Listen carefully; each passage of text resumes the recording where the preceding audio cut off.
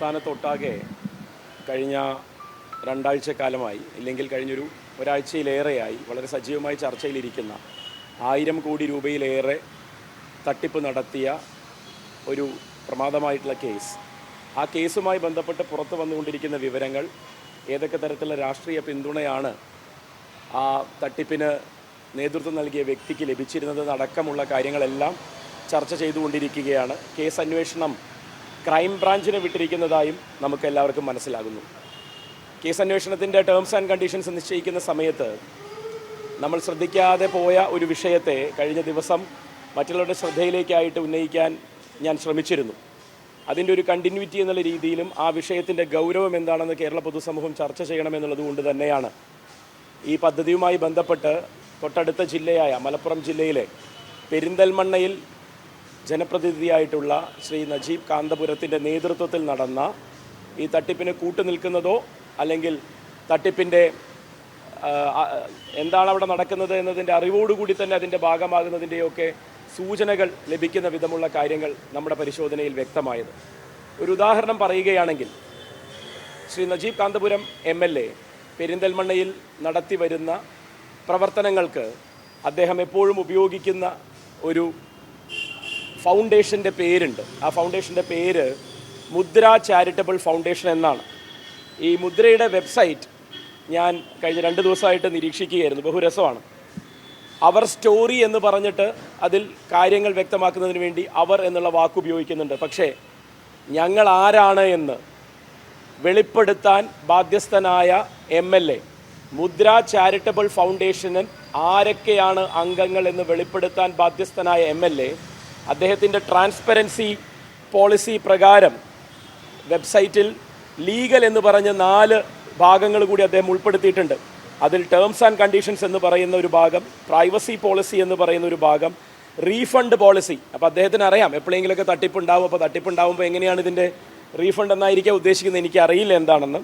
Accessibility statement, നമ്മൾക്കൊക്കെ കേരളത്തിലുള്ള സാധാരണ ജനങ്ങൾക്ക് ഇങ്ങനത്തെ ഒരു പ്രയോഗം അറിവില്ലെങ്കിലും അത് ഇൻ്റർനാഷണലി ഫോളോ ചെയ്യുന്ന ഒരു പ്രാക്ടീസാണ്. ഒരു വിഷയവുമായി ബന്ധപ്പെട്ട് ഏതൊക്കെ വരെയുള്ള വസ്തുതകൾ പുറത്ത് വിടാൻ പറ്റാനുള്ള സാധ്യതകളുണ്ട്, അതേ ഞങ്ങൾക്ക് പുറത്ത് പറയാനുള്ള ബാധ്യതയുള്ളൂ എന്നുള്ളതാണ് ഈ ആക്സസിബിലിറ്റി സ്റ്റേറ്റ്മെൻറ്റ്.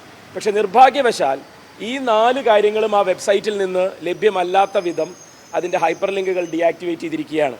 അതായത് മുദ്ര ചാരിറ്റബിൾ ഫൗണ്ടേഷൻ ഈ തട്ടിപ്പിന് നാഷണൽ NGO കോൺഫെഡറേഷൻസ് എന്ന് പറയുന്ന സംഘടനയുമായി ബന്ധപ്പെട്ട് നേരിട്ട് പെരിന്തൽമണ്ണയിൽ നേതൃത്വം നൽകിയ MLAയുടെ നേതൃത്വത്തിലുള്ള മുദ്ര ചാരിറ്റബിൾ ഫൗണ്ടേഷൻ എന്ന് പറയുന്നത് ആരാണ് എന്ന് പൊതുജനത്തിൻ്റെ മുന്നിൽ ഇതുവരെയും വെളിവാക്കാൻ MLA തയ്യാറായിട്ടില്ല. ഈ മുദ്ര ചാരിറ്റബിൾ ഫൗണ്ടേഷനാണ് അടുത്ത വലിയ വിഷയത്തിലേക്ക് വരുന്നതിന് മുന്നേ ആദ്യം ഈ മുദ്ര ചാരിറ്റബിൾ ഫൗണ്ടേഷൻ എന്താണ് എന്നുള്ളത് പറഞ്ഞു വയ്ക്കാൻ ശ്രമിച്ചു എന്ന് മാത്രം. ഈ മുദ്ര ചാരിറ്റബിൾ ഫൗണ്ടേഷൻ നേരിട്ടാണ് ഗുണഭോക്താക്കളെ ഈ പദ്ധതിയിലേക്ക് തിരഞ്ഞെടുത്തത്. അതായത് മറ്റ് സ്ഥലങ്ങളിലെല്ലാം ഉദ്ഘാടനത്തിനോ അല്ലെങ്കിൽ ഏതെങ്കിലും തരത്തിൽ ഈ പരിപാടിയുമായി ബന്ധപ്പെട്ട് പോസ്റ്ററിലോ ഫ്ലക്സിലോ ഒക്കെ മുഖം വന്നു എന്നുള്ളതാണ് ജനപ്രതിനിധികൾ ചെയ്ത വലിയ കുറ്റമെങ്കിൽ, ഇവിടുത്തെ ഒരു ജനപ്രതിനിധി നേരിട്ട് ഗുണഭോക്താക്കളെ തിരഞ്ഞെടുക്കാൻ ഈ പദ്ധതി പ്രകാരം പകുതി വിലയ്ക്ക് ഇരുചക്ര വാഹനങ്ങളും മറ്റ് കാര്യങ്ങളും നൽകുന്നതിന് വേണ്ടിയിട്ടുള്ള പരസ്യത്തിൻ്റെ ഭാഗമായിട്ടുള്ള കാര്യങ്ങൾക്ക് ഇറങ്ങി പുറപ്പെട്ടത് അദ്ദേഹത്തിൻ്റെ നേതൃത്വത്തിലുള്ള ഈ ഫൗണ്ടേഷനാണ്. ഗുണഭോക്താക്കളെ തിരഞ്ഞെടുത്ത് നാഷണൽ NGO കോൺഫെഡറേഷൻസ് എന്ന് പറയുന്ന തട്ടിപ്പ് സംഘടനയ്ക്ക് കൈമാറിയത് എന്നുള്ളതാണ് ഇദ്ദേഹത്തിൻ്റെ പങ്ക് നേരിട്ട് ഈ തട്ടിപ്പിലുണ്ട് എന്ന് പറയുന്നതിനുള്ള ഏറ്റവും പ്രധാനപ്പെട്ട കാരണം. 5ഓ 8ഓ സ്കൂട്ടറുകൾ പെരിന്തൽമണ്ണയിൽ ലഭ്യമാക്കി എന്നാണ് നമ്മൾ മനസ്സിലാക്കുന്നത്. 300ഓളം സ്കൂട്ടറുകൾക്കുള്ള ഗുണഭോക്താക്കളിൽ നിന്ന് 60,000-ൽ കുറയാത്ത രൂപ കൈപ്പറ്റിയിട്ടുണ്ട് എന്നും ഇത്തരത്തിലുള്ള പിരിച്ചെടുത്ത കോടിക്കണക്കിന് രൂപയാണ് ഇദ്ദേഹം കോൺഫെഡറേഷൻസിന് കൈമാറിയിട്ടുണ്ടോ ഇല്ലേ എന്നുള്ളതൊന്നും നമുക്കറിയില്ല. അതെല്ലാം ക്രൈംബ്രാഞ്ചിൻ്റെ അന്വേഷണ പരിധിയിൽ വരണം എന്നുള്ളതാണ് വളരെ കൃത്യമായി ഇവിടെ ഉന്നയിക്കാനുള്ളത്. ഏറ്റവും രസകരമായ വസ്തുത, നാളെ ഈ ജനപ്രതിനിധി ഒരു പക്ഷേ താൻ അറിയാതെ ഈ തട്ടിപ്പിൻ്റെ ഭാഗമായി പോയതാണ് എന്നും പൊതുജനത്തിന് ഉപകാരപ്രദമാകുന്ന ഒരു പദ്ധതിയുടെ ഭാഗമാകാൻ പെരിന്തൽമണ്ണയ്ക്ക് കഴിയുമെന്നുള്ളതിൻ്റെ ഒരു പ്രതീക്ഷയിലാണ് ഇതിൽ ഇടപെട്ടത് എന്നും ചതിവ് തിരിച്ചറിയാൻ വൈകിപ്പോയി എന്നും പറഞ്ഞ് ഈ പണം അദ്ദേഹത്തിൻ്റെ സ്വന്തം പോക്കറ്റിൽ നിന്നോ അല്ലെങ്കിൽ ഈ പറയുന്ന ഫൗണ്ടേഷൻ്റെ ചാരിറ്റബിൾ ഫൗണ്ടേഷൻ്റെ പോക്കറ്റിൽ നിന്ന്, ഇനി അതല്ല മുസ്ലിം ലീഗ് നേരിട്ട് ഈ വിഷയം ഒതുക്കി തീർക്കുന്നതിൻ്റെ ഭാഗമായി ഈ പറയുന്ന പിരിച്ചെടുത്ത പണം ആളുകളിലേക്ക് കൈമാറിയാൽ പോലും MLA എന്ന പദവിയിൽ ഇരുന്നു കൊണ്ട് അദ്ദേഹം നടത്തിയ ഗുരുതരമായ ഈ നടപടി എനിക്ക് തോന്നുന്നത് അതിൻ്റെ നിയമപരമായ വശങ്ങളിലേക്കെല്ലാം നിയമജ്ഞരുമായിട്ട് ചർച്ച ചെയ്തുകൊണ്ടിരിക്കുകയാണ്. സമാനതകളില്ലാത്ത വിധം കേരളത്തിലെ ഒരു ജനപ്രതിനിധി നേരിട്ട് തട്ടിപ്പിന് കൂട്ടുനിൽക്കുകയും അതിൻ്റെ വസ്തുതകൾ പുറത്തു വരികയും ചെയ്തുകൊണ്ടിരിക്കുകയാണ്.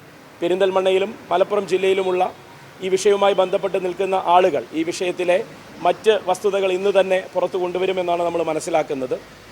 വലിയ രീതിയിൽ കൊട്ടിഘോഷിച്ച് നടത്തിയ ഇതിൻ്റെ വിതരണോദ്ഘാടനത്തിൻ്റെയൊക്കെ ഫ്ലക്സുകളൊക്കെ പെരിന്തൽമണ്ണയിൽ എത്രയോ ആഴ്ചകൾക്ക് മുന്നേ തന്നെ ഉയർന്നതുമാണ്, വാർത്തയായതുമാണ്.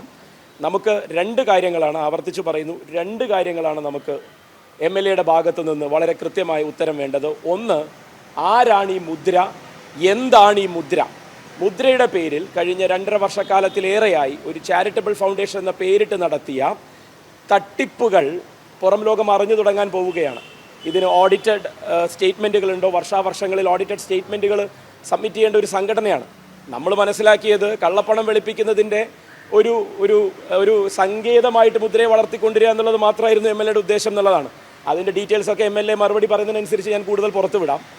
ഇപ്പോൾ കള്ളപ്പണം വെളുപ്പിക്കുന്ന എന്നുള്ള ഒരു മോഡസ് ഓപ്പറാൻഡിക്കും അപ്പുറം ആളുകളെ പറഞ്ഞു പറ്റിക്കുക എന്നുള്ളതിന് ഒരു മടിയുമില്ലാത്ത വിധം ഇറങ്ങിപ്പുറപ്പെട്ട ഒരു MLA തട്ടിപ്പാണെന്നറിഞ്ഞിട്ടും അതിന് കൂട്ടുനിന്നത് താൻ തിരഞ്ഞെടുക്കപ്പെട്ട ജനപ്രതിനിധിയാണ് എന്നുള്ളതിൻ്റെ സാഹചര്യത്തിൽ ഗുരുതരമായ അദ്ദേഹത്തിൻ്റെ ഭാഗത്തു നിന്നുണ്ടായ വീഴ്ചകൾ, ഇതെല്ലാം ഈ കേസ് അന്വേഷണവുമായി ബന്ധപ്പെട്ട് ക്രൈംബ്രാഞ്ച് ഏറ്റെടുത്തിരിക്കുന്ന ഈ കേസ് അന്വേഷണവുമായി ബന്ധപ്പെട്ട് പുറത്ത് വരണം എന്നുള്ളത് തന്നെയാണ് ആവശ്യപ്പെടാനുള്ളത്.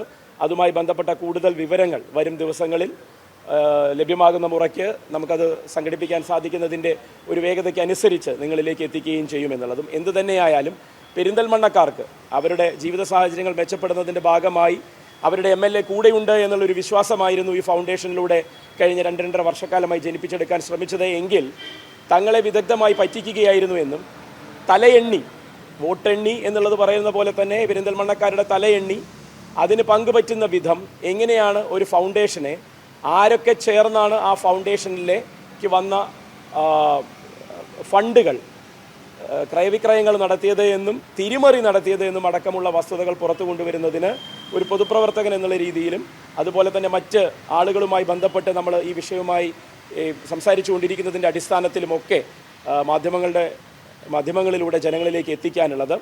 ഇതിൻ്റെ ഒരു അറ്റം കാണുന്നത് വരെ നമ്മൾ ഇതിൻ്റെ പുറകിലുണ്ടാകും. ഈ വിഷയത്തിൽ MLAയുടെ മറുപടിക്ക് വേണ്ടി നമ്മൾ കാത്തിരിക്കുകയാണ്. എന്താണ് മുദ്ര എന്നുള്ളത് MLA വ്യക്തമാക്കണം.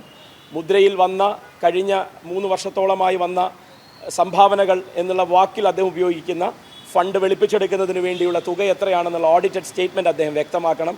മുദ്രയ്ക്ക് എന്താണ് വിമൻ ഓൺ വീൽസ് എന്നുള്ള പദ്ധതിയുമായി ബന്ധപ്പെട്ട് നാഷണൽ NGO കോൺഫെഡറേഷൻ എന്ന തട്ടിപ്പ് സംഘടനയുമായി നേരിട്ട് ഗുണഭോക്താക്കളെ ചേർത്ത് കൊടുക്കുന്നതിന് കിട്ടിയ കമ്മീഷൻ, ആ കമ്മീഷൻ എത്രയാണ് എന്നുള്ളതും MLA വ്യക്തമാക്കണം എന്നുള്ള 3 വിഷയങ്ങളിൽ ഉന്നയിച്ചാണ് പത്രക്കാരെ കാണാൻ ഈ ദിവസം നിങ്ങളെ ഓരോരുത്തരുടെ അടുത്തും അറിയിപ്പ് നൽകിയത്.